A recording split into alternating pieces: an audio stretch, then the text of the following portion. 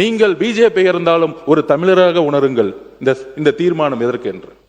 சட்டங்கள், பாராளுமன்றத்தில் நடக்கக்கூடிய அனைத்து சட்டங்கள் ஏன் தமிழ்நாட்டுக்கு எதிராக இருக்கிறது? நாளைக்கு இந்தியா சமத்துவத்தை இழந்துவிடும் என்கின்ற நமக்கு 100 MP இருந்தா நீட் கொண்டு வரப்பட முடியுமா? ஜிஎஸ்டி கொண்டு வர முடியுமா? கொண்டு வர முடியாது. பிஜேபி இருக்கக்கூடிய சட்டமன்ற உறுப்பினர் அவர்களுக்கு உங்களுடைய வழியிலிருந்தே சொல்லுகிறேன், நீங்கள் எந்திரித்து குரல் கொடுக்கிறீர்கள். 234 பேர் அவையில் இருக்கக்கூடிய ஒருவர் நீங்கள் குரல் கொடுக்கிறீர்கள், உங்களுடைய குரல் எங்கும் கேட்கவில்லை. பிஜேபி அவர் சகோதரர்கள் சொல்லுகிறேன், உங்களுடைய பிரதமர் வாஜ்பாய் அவர்களும் தடுத்து நிப்பாட்டினார். மாநிலங்கள் இல்லாத ஒன்றிய அரசு இல்லை.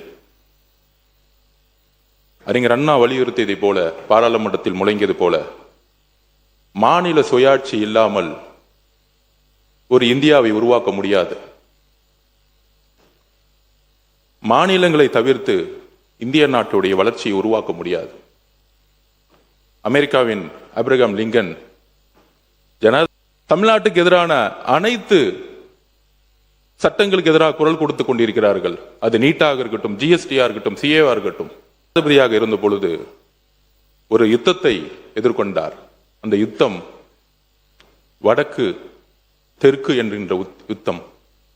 அதே போல்தான் இன்று வடக்கு தெற்கு என்கின்ற யுத்தத்தில் இன்றைக்கு இந்தியாவும் சரி, நம்மளும் சரி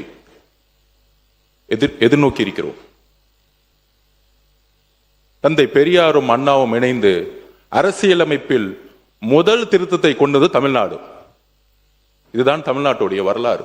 அதே வழியில் எங்களுடைய முதலமைச்சர் இந்த தீர்மானத்தை தமிழகத்திற்கு மட்டுமல்ல, இந்திய ஒருமைப்பாட்டிற்காக, இன்றைக்கு ஆளக்கூடிய அரசுகள், புரட்சி தலைவி அம்மா அவர்கள் தன் இறுதி மூச்சு வரை, கலைஞர் அவர்கள் மாநில சுயாட்சிக்காகவும், அண்ணா அன்னைக்கே முழங்கினார், வடக்கு வாழ்கிறது, தெற்கு தேய்கிறது.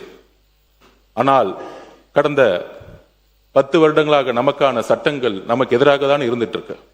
பாரத பிரதமர் திருமதி இந்திரா காந்தி அம்மையார் அவர்கள் மக்கள் தொகையால் கட்டுப்படுத்தக்கூடிய திட்டங்களை கொண்டு வரும் பொழுது, தென் மாநிலங்கள் அதை வளர்ச்சிக்காக அமல்படுத்திய பொழுது, திரு வாஜ்பாய் அவர்கள் 2001 மக்கள் தொகை கணக்கெடுப்பின்படி அப்பொழுதும் சட்டத்தை நிறைவேற்றி 25 வருடங்களுக்கு 543 என்கின்ற பாராளுமன்ற உறுப்பினர்களுடைய விகிதாச்சாரத்தையும், தமிழ்நாட்டில் 39 என்கின்ற விகிதாச்சாரத்தையும் உறுதிப்படுத்தினார்கள்.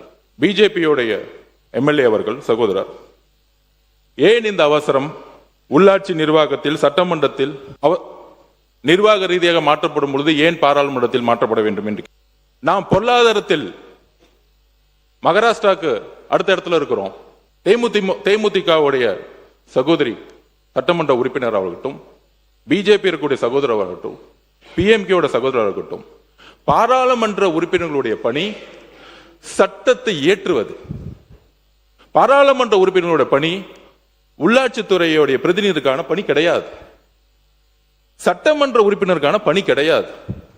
20 லட்சம், 30 லட்சம், 50 லட்சம் ஆனாலும் அமெரிக்காவில் பாராளுமன்ற உறுப்பினர்கள் எண்ணிக்கையை மாற்றுவதில்லை. இந்தியாவில் உலகத்திலேயே அதிகமான பொருளாதார வலிமையை உருவாக்கியது அமெரிக்கா, ஜனநாயகத்தை உருவாக்கிய அமெரிக்கா, ஜுடிஷியல் சிஸ்டம், டிரான்ஸ்பரன்சி உருவாக்கியது அமெரிக்கா.